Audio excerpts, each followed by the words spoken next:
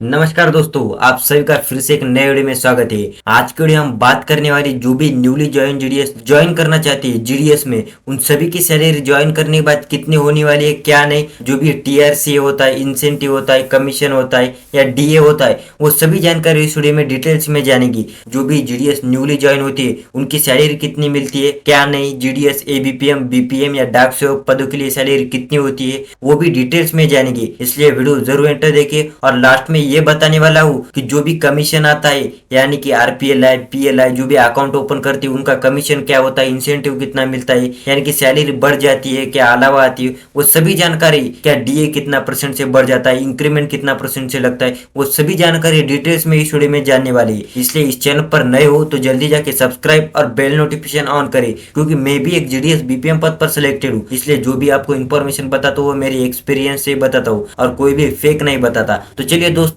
बिना किसी time waste के आज के मेन टॉपिक की तरफ बढ़ते हैं। तो चलिए सबसे पहले देखेंगे इस वीडियो में, सबसे पहले देखेंगे सैलरी स्लिप, यानी जो भी न्यूली ज्वाइन होती है उनकी सैलरी स्लिप देखेंगे। सबसे पहले देखेंगे बीपीएम, फिर एबीपीएम और डाक सेवक की, और लास्ट में ये बताना हो कि डीए, इंक्रीमेंट और कमीशन के रिलेटेड जो भी इंपॉर्टेंट जानकारी वो बताएंगे। तो चलिए सबसे पहले स्टार्ट करती है बीपीएम सैलरी स्लिप। दोस्तों ये लेटेस्ट जुलाई 2024 की सैलरी स्लिप है, यानी कि जो भी आप अक्टूबर या नवंबर में जो भी जीडीएस ज्वाइन करना चाहती उनकी सैलरी इतनी ही बनेगी। जो भी 3% से डीए बढ़ जाता है, यानी कि 200-300 रुपए जो भी बढ़ाकर सैलरी बन जाएगी, पर लगभग ही बनेगी सैलरी। तो चलिए देखते हैं ऐसी सैलरी स्लिप जनरेट होती दोस्तों, जो भी डिपार्टमेंट ऑफ पोस्ट की तरफ से सैलरी स्लिप जनरेट होती है, ये ऑफिशियल सैलरी स्लिप है। सबसे पहले आपका नेम और जो भी एम्प्लॉय आईडी होती है, वो जो भी आपका ऑफिस का नेम है, वो सभी यहाँ पे डिटेल्स दी जाती है। स्केल 1, यानी कि जो भी न्यूली ज्वाइन जीडीएस ज्वाइन करती है उनकी स्केल 1 से आती है सैलरी, यहाँ पर देख सकते हो आप।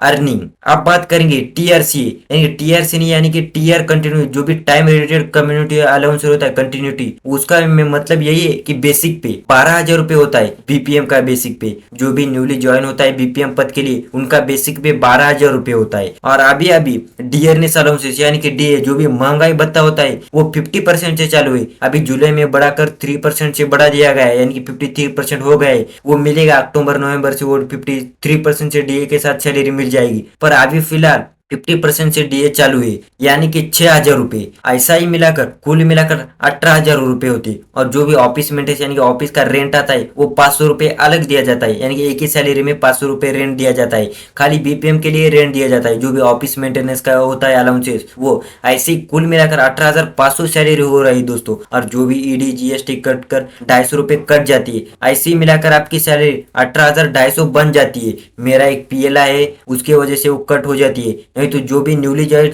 जीडीएस है उनकी सैलरी 18,500 के नजदीक बन जाएगी। ये अच्छी खासी सैलरी है। इनके अलावा जो भी अलावा होता है, जो भी कमीशन होता है, इंसेंटिव होता है, वो मिल जाता है। यानी जितने ज्यादा अकाउंट ओपन किए उतना ज्यादा आपको कमीशन या जो भी इंसेंटिव होता है वो अलावा मिल जाता है, वो अच्छा खासा मिलता है। आप बात करेंगे एबीपीएम या डाक सेवक की सैलरी। एबीपीएम या डाक सेवक की जो भी है बेसिक पे, वो सेम ही सैलरी होती है। इनका भी सेम होता है, यानी कि लेवल जो भी है स्केल 1 से आता है। टीआर कंटिन्यू अलाउंसेस, यानी कि बेसिक पे एबीपीएम और डाक सेवक का बेसिक पे 10,000 रुपए होता है। जो भी न्यूली ज्वाइन होती है उनका 10,000 रुपए होता है। अभी 50% से डीए चालू है, यानी कि 5,000 रुपए। और जो भी साइकिल अलाउंसेस आता है उनके लिए 180 रुपए आता है। और फिक्स जो भी स्टेशनरी चार्ज होता है वो 25 रुपए। ऐसे ही मिलाकर कुल मिलाकर 50% डीए के साथ एबीपीएम या डाक सेवक की सैलरी 15,205 रुपए इतनी सैलरी बन जाती है। और जो भी इनका एक भाई का एबीपीएम है, इनका पीएलआई का प्रीमियम है, वो कट जाता है। नहीं तो जो भी न्यूली ज्वाइन होता है उनका जो भी पीएलआई वो नहीं रहता है, आपके मन पे होता है। पीएलआई निकाला है, जो भी पॉलिसी लाइफ इंश्योरेंस होता है वो आपके मन पे होता है, क्या निकालना है क्या नहीं। उनके लिए के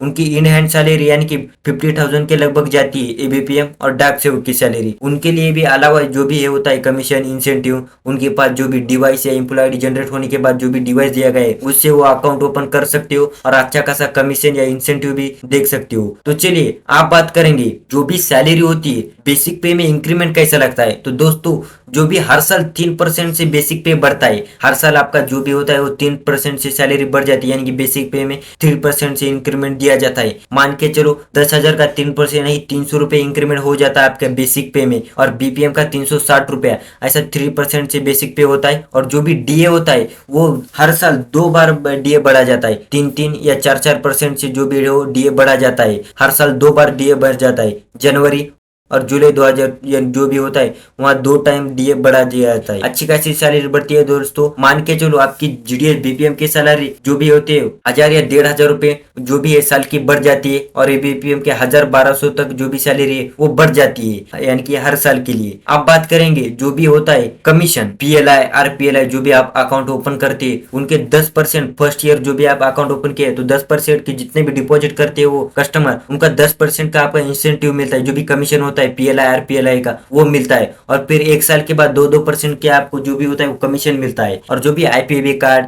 जो अभी पॉलिसी होते उनका भी इंसेंटिव हर महीने आपको जो भी होता है, यानी कि सेंटर में मंथ के सेंटर में 15 से 20 तारीख के बीच में आपका इंसेंटिव जमा हो जाता है। अच्छा खासा इंसेंटिव आता है, यानी कि कुल मिलाकर सैलरी जो भी होता है एक बीपीएम अच्छा खासा वर्क करने के बाद 25,000 तक सैलरी कमा सकता है हर महीने की। बहुत ज्यादा अभ्यर्थी ये बोलते हैं कि जीडीएस की सैलरी कम है, कुछ नहीं दोस्तों, अच्छी कैसी सैलरी है, आप काम करेंगे उतना आपको बेनिफिट जो भी है वो मिलता है दोस्तों। ये जानकारी कैसी लगी है? न्यूली जीडीएस ज्वाइन की जो भी सैलरी स्लिप है वो दिखाई दी गई। तो अगली वीडियो में हम बात करने वाले जीडीएस ज्वाइनिंग से लेकर रिटायरमेंट की सैलरी कितने बढ़ने वाली है और कितने परसेंट से जो भी हमारे रिटायरमेंट के बाद कितना सैलरी बनेगी वो सभी जानकारी देंगे। अब बात ये नोट कर करके इस चैनल को जरूर सब्सक्राइब और बेल नोटिफिकेशन ऑन करिए, क्योंकि ऐसे जीडीएस के रिलेटेड पल पल की जानकारी आपकी तरफ पहुंचे। और अगला वीडियो बहुत ही इंपॉर्टेंट होने वाला है, क्योंकि रिटायरमेंट तक जो भी सैलरी है वो बताने वाला हूँ, कितनी होने वाली रिटायरमेंट का, आपके जो भी रिटायरमेंट टाइम में कितनी सैलरी बन जाएगी क्या नहीं। चलिए मिलते हैं अगले टॉपिक में, तब तक के लिए जय हिंद जय भारत दोस्तों।